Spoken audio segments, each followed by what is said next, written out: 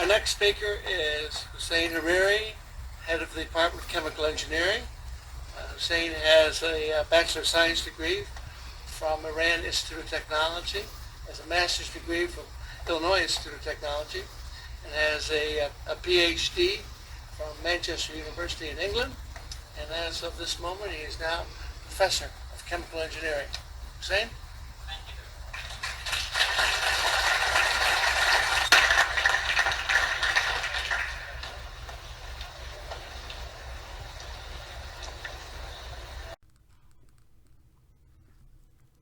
The topic of my talk is diversity and education. I want to look at the Institute's strategic objective number 1. It talks about the diversity of the student body that will support the need to educate all of our students in ways appropriate to the global work environment that they enter.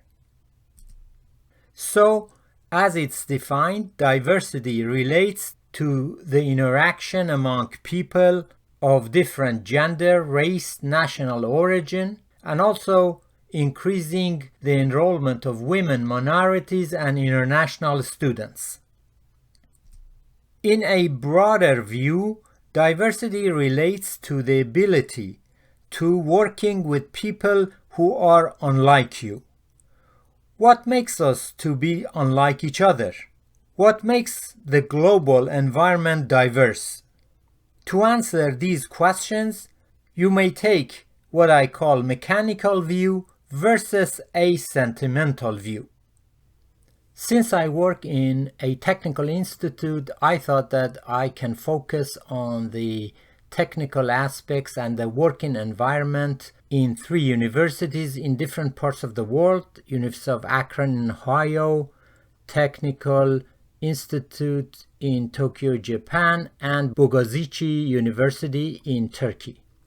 I have mapped the curriculum, and you can see that in all of them, basically we have some general subjects and some physics, chemistry, math, and some engineering core courses, and also some specialized topics. Between Akron and Bogazici, practically very similar and the same, but when it comes to Tokyo Institute, so of course some foreign languages and thesis research, so you may see some differences when it comes to humanities. However, from the technical point of view, practically they were the same.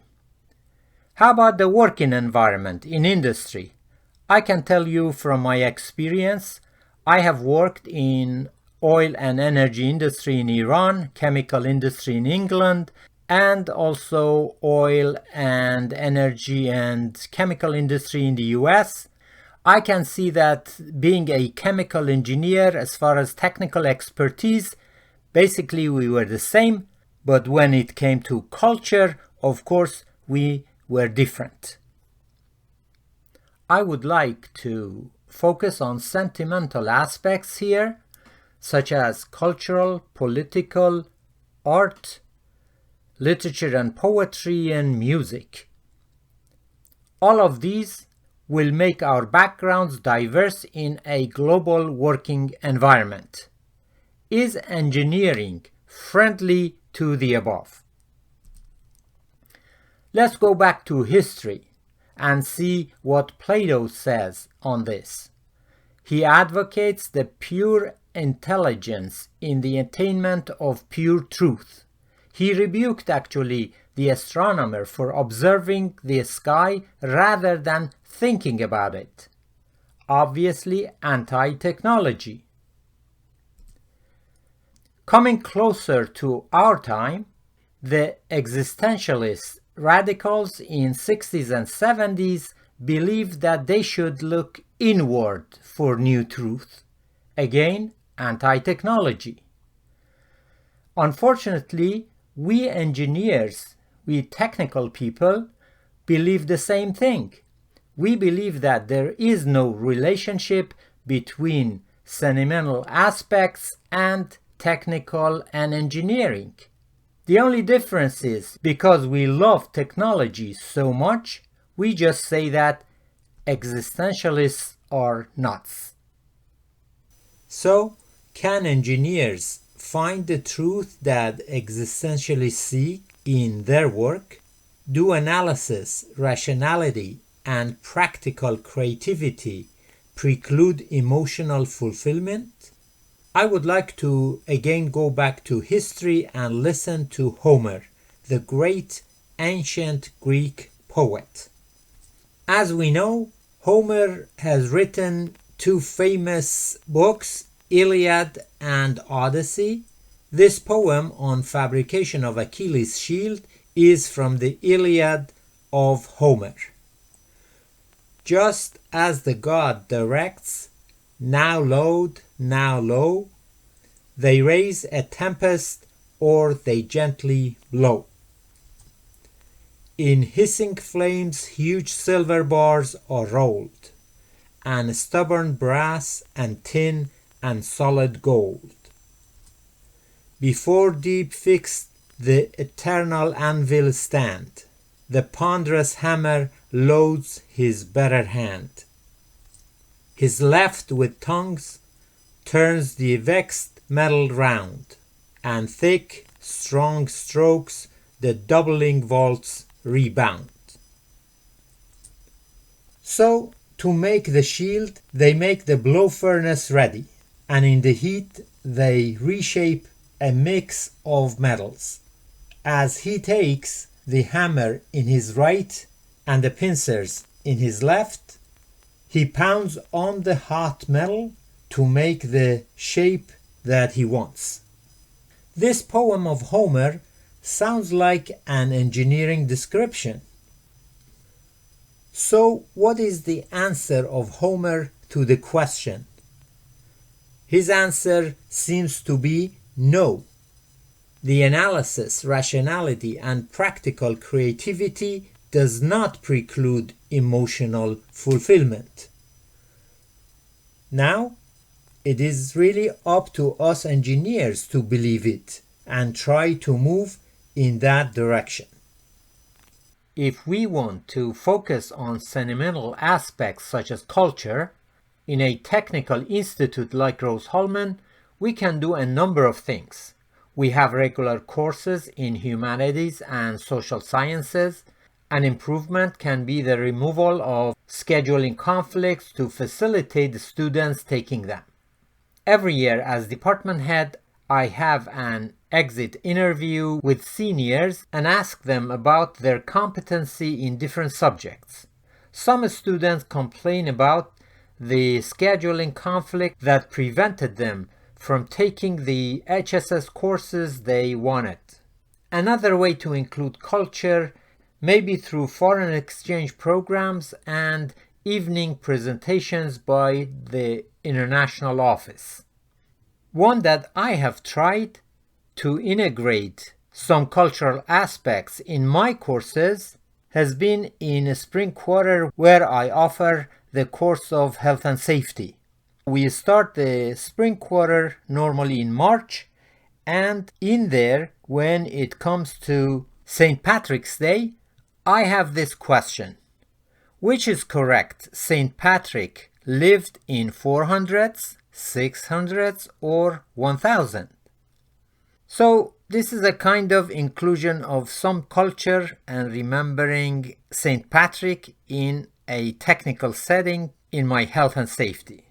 Another one, which is at the spring equinox, I will look up the exact timing of the equinox, and in the class I announce it, as you see like this here, and tell them happy spring, and then include some backgrounds as far as equinox, telling them about the earth revolving around the sun, and through this question that what culture celebrates the beginning of spring as New Year Day.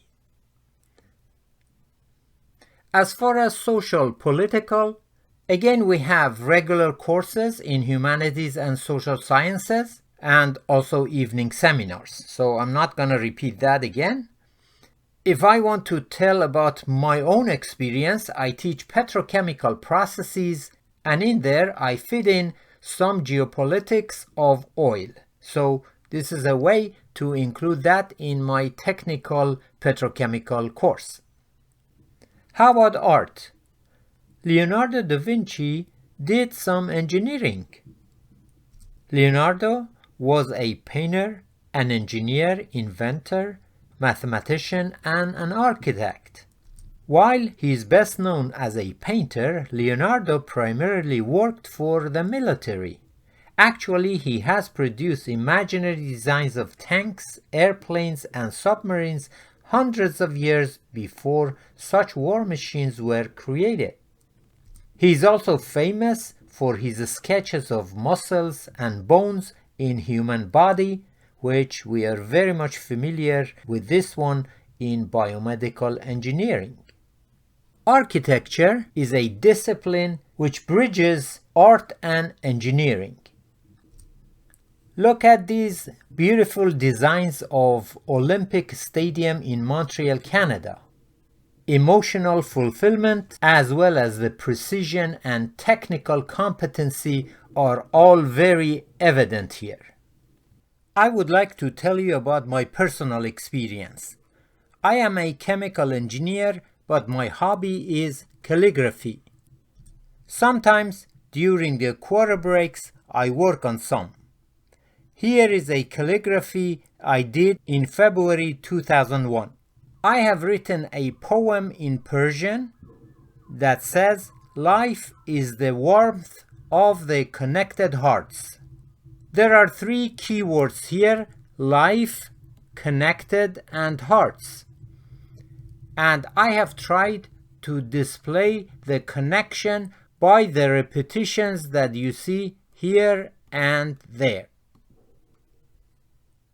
Let's go back to the earlier question. Do practical creativity preclude emotional fulfillment? Calligraphy says no. Precision, contrast between lines, and links between letters are all technical here. Adding a poem adds the emotional fulfillment. It delights the eyes and feeds the soul. I can give you another example from fluid flow. Fluid mechanics is a required course for mechanical as well as chemical engineers. In there, we study the movement of flow. A streamline is an imaginary continuous line drawn through fluid in the direction of velocity vector at every point. Here, you can see the streamlines of a fluid passing over a cylinder. If we plot the potential functions, we can get beautiful drawings like this. Once I attended an exhibition which displayed pictures like these, and the name of the exhibition was Engineering is Beautiful. We can even find some art in supposedly dull chemical engineering courses. Here are elements for drawing a refinery. Looks like art by itself. How about saying poems for a distillation column? First, I would like to give you some basics. This is a distillation column. If you have a liquid with a number of components that feeds into the distillation column, you heat it up in the column, and by cooling the stream on the top, you are going to separate these components. And we insulate the column here in order to minimize the loss of heat. We call that adiabatic column, which is going to be mentioned in the poem. Also, we will use a calculation method that is called McCabe-Thiele diagram for a distillation column. With that background, I would like to go to that poem which Dr. Greg Rohrer at Oregon State University assigned to his students. So he says that artistic literary works such as poems offer a way to communicate abstract ideas or concepts that otherwise would be difficult to understand.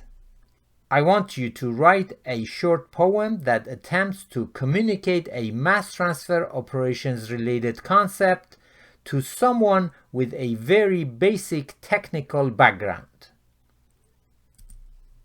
Here is the poem, an ode to that distillation tower.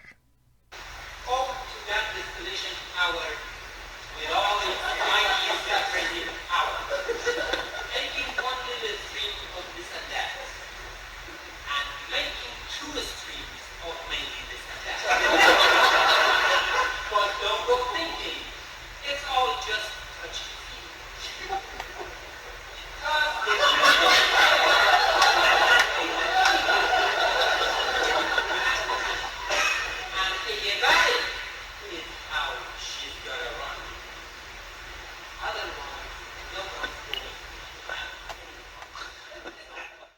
And finally, how about in computer discipline? Let's look at a poem, Just Reboot. Don't you wish when life is bad and things just don't compute that all we really had to do was stop and things would all turn out okay. Life would be so sweet if all we had those special keys.